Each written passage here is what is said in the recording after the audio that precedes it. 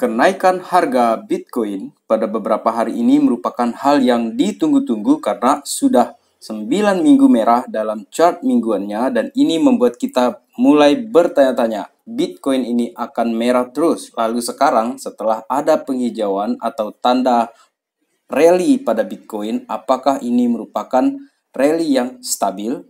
Atau mungkin nanti kita akan sampai di 40-an atau 50-an ribu dollars, atau ini adalah bear market rally dan tiba-tiba saja tanpa sadar kita sudah terjebak alias nyangkut.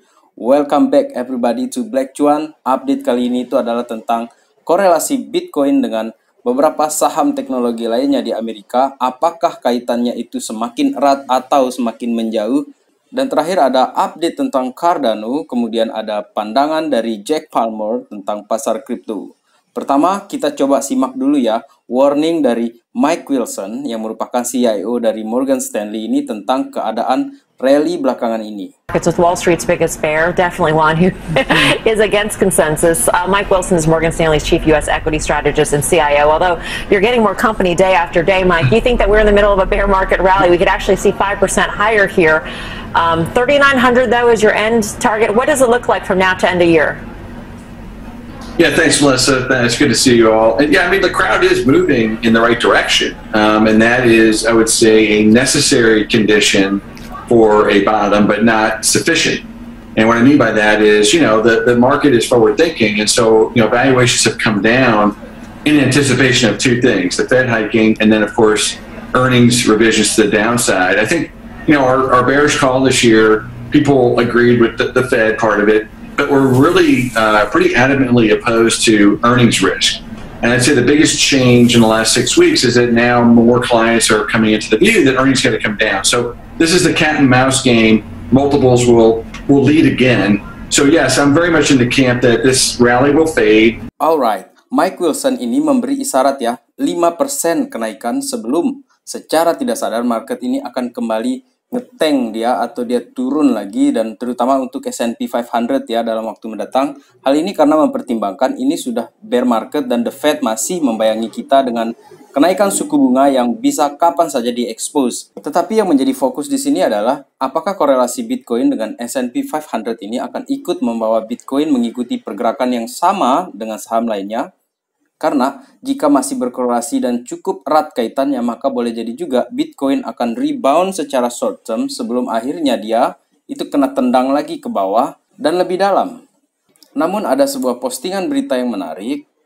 Dikatakan di sana, Bitcoin could be going on its way. Bitcoin bisa saja berjalan dengan caranya sendiri. Ini artinya Bitcoin bisa saja terlepas dari pengaruh saham teknologi lainnya di Amerika Serikat yang seperti kita simak belakangan ini ya, dan BTC tampaknya itu akhirnya mulai berjalan dengan caranya sendiri selama 10 hari terakhir. Korelasinya dengan S&P 500 dan Dow Jones itu masing-masing turun 0,63 dan 0,58. Ini adalah level terendah selama 10 hari terakhir. Korelasinya dengan saham teknologi yang seperti Nasdaq 100 itu juga telah turun, tetapi hanya 0,75%, karena ini masih merupakan indeks yang paling terkait erat dengan Bitcoin, karena para traders itu terus melihat Bitcoin sebagai aset teknologi yang beresiko. Jika mengikuti analisa Will Clemente yang saya posting di Black Cuan sebelumnya itu, Bitcoin dan saham teknologi lainnya di Amerika Serikat itu sudah mulai merenggang. Kurang lebih sama dengan perkataan Mike Wilson dari Morgan Stanley. Dari CoinDesk ini, BTC akhirnya ada rebound, tetapi boleh jadi hanya sementara atau rebound umur pendek, begitu katanya di sini.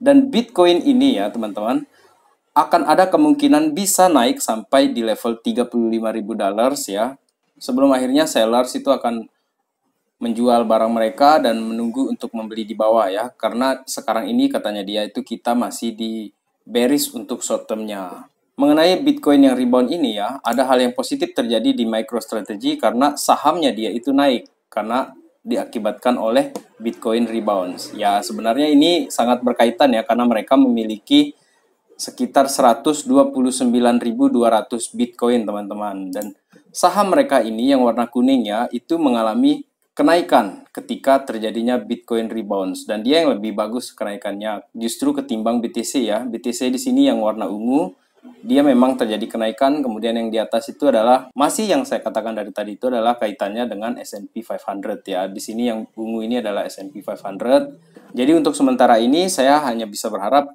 Bitcoin ini bisa melepaskan diri atau dia cerailah dari S&P 500, Dow Jones, Nasdaq 100. Kalau dia bisa bercerai dengan jenis-jenis saham teknologi seperti itu, saya yakin bahwa Bitcoin ini bisa menjadi pelindung nilai aset kita saat terjadinya inflasi. Kita tidak tahu kapan persisnya itu akan terjadi, dan saya yakin karena ketika semua saham yang lainnya turun, maka uang itu yang paling aman itu harusnya berada di Bitcoin ataupun aset-aset kripto lainnya, teman-teman.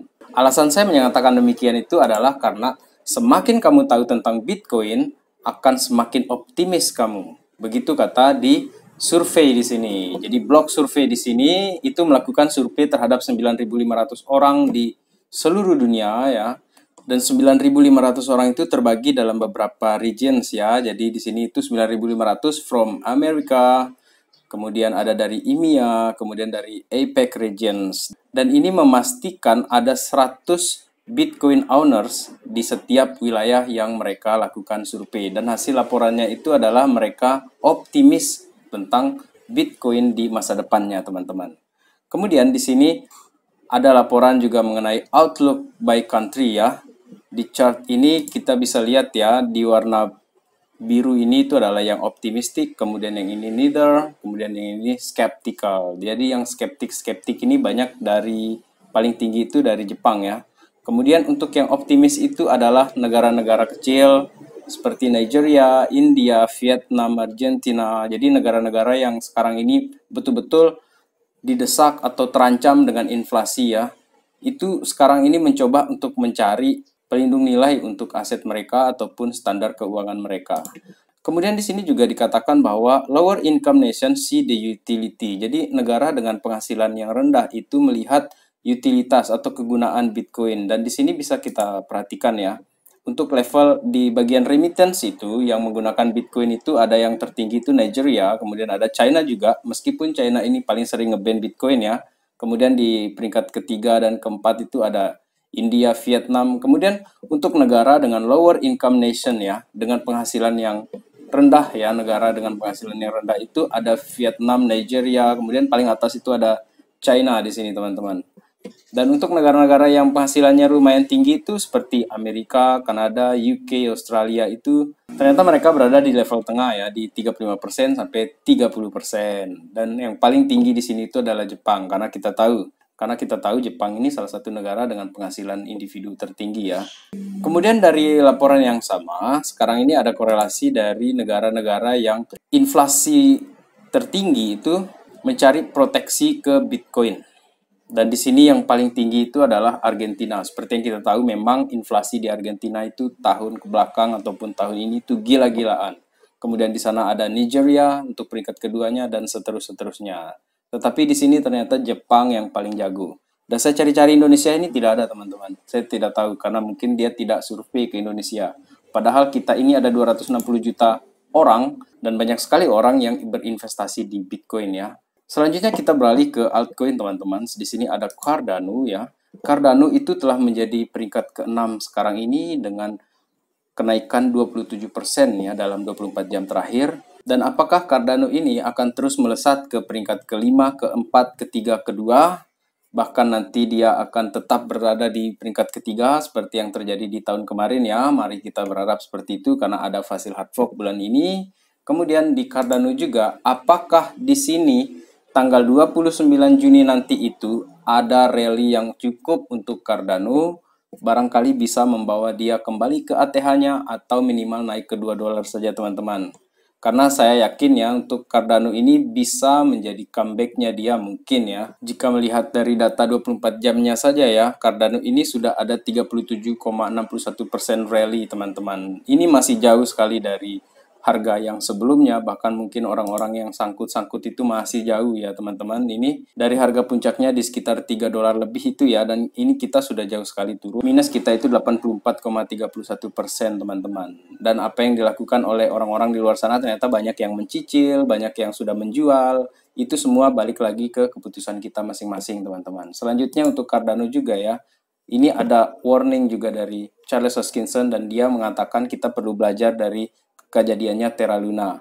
Dia katakan di sini, in the end, slow wins. Pada akhirnya, yang slow itulah yang menang, katanya Charles Hoskinson. Karena ini bukan lomba lari, bukan maraton gitu kan. Jadi betul-betul stamina kita harus dijaga, teman-teman. Jadi seperti dikatakan oleh Cardano Founders ya di sini, jika Anda bergerak terlalu cepat, maka yang terjadi itu adalah bisa-bisa itu kehabisan nafas, kemudian dia gagal, proyeknya gagal, dan kalau dia hanya sekedar gagal itu tidak masalah, tetapi uang investor yang dimasukkan ke dalam saham itu ikut hilang, teman-teman. Kan kasihan kayak kejadian di Luna kemarin. Jadi meskipun sudah ada airdrop, ternyata semua koin itu dijual langsung setelah dia mendapatkan airdrop. Itu bukti bahwa mereka tidak percaya lagi. Dan itu sudah saya sampaikan di video saya yang sebelumnya juga ya. Dan katanya si Charles Hoskinson di sini, better safe than sorry. Lebih baik aman daripada kamu minta maaf kepada investormu. Itu saya tafsirkan omongannya Charles Hoskinson kepada para investor. Jadi nggak apa-apa kita lama, nggak apa-apa kita slow, yang penting uang kita aman. Dan meskipun harganya turun sekarang ini, tetapi kan tidak sampai anjlok-anjloknya parah kayak Terra Luna itu, teman-teman. Dan untuk yang menunggu fasil hard fork bulan ini atau kita melihat perbaikan harga di bulan ini, semoga ya bisa, dan yang nyangkut-nyangkut itu semoga bisa ambil modalnya, ambil uangnya, dan mungkin menunggu lagi di harga bawah apabila terjadi benar-benar bear market rally, teman-teman. Selanjutnya di sini ada insight yang barangkali perlu kita pertimbangkan ya dari salah satu founders dari Dogecoin ya, yang bernama Jack Palmer, dan sekarang ini dia telah berubah menjadi sosok yang antipati atau kritik terhadap Bitcoin, teman-teman. Dia selalu mengkritik terhadap ekosistem kripto ini karena dia menganggap bahwa sekarang ini pasar kripto itu dipenuhi oleh fraudster ya. Banyak penipu-penipu di sana atau orang-orang yang memain-mainkan harga atau paus-paus yang kemungkinan menyalahgunakan keuangannya ataupun media untuk memainkan harga Bitcoin. Seperti itu dia melihat pasar kripto ini. Jadi dia menganggap ini sudah berbeda dari apa yang dia pikirkan pada tahun 2013 dulu ketika mereka menciptakan Dogecoin, teman-teman. Tetapi pertanyaannya sekarang, apakah kripto itu benar-benar sejelek itu gitu kan? Karena lucu juga ketika dia mengatakan hal seperti ini, justru ketika orang seperti Elon Musk, MicroStrategy, kemudian ada Chamath yang orang India itu ya, kemudian ada salah satu inventorsnya Apple yang bernama Steve Wozniak itu juga melihat BTC sebagai fenomena yang perlu untuk diikuti dan dimiliki, kalau mengutip katanya Wozniak di sana ya.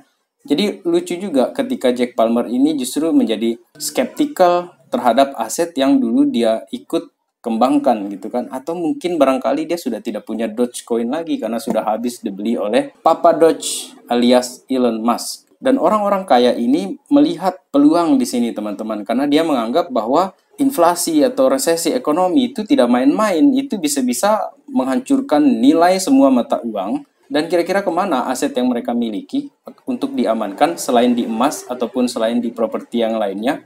Maka properti yang lebih gampang, lebih mudah untuk disimpan itu salah satunya ya kripto, Bitcoin, ataupun aset altcoin lainnya, teman-teman. Barangkali demikian yang dapat saya sampaikan hari ini, teman-teman. Saya hanya ingin menyampaikan untuk tetap waspada, karena kemungkinan kita ini sedang berada di bear market rally, ataupun saya juga berharap ya, yang ini pribadi ya, saya berharap dia akan ada kenaikan terus-menerus, dan akhirnya kita bisa kejemput semua harga kita, dan kita bisa ngatur lagi strategi, ngeset lagi uang kita untuk membeli dia di bawah.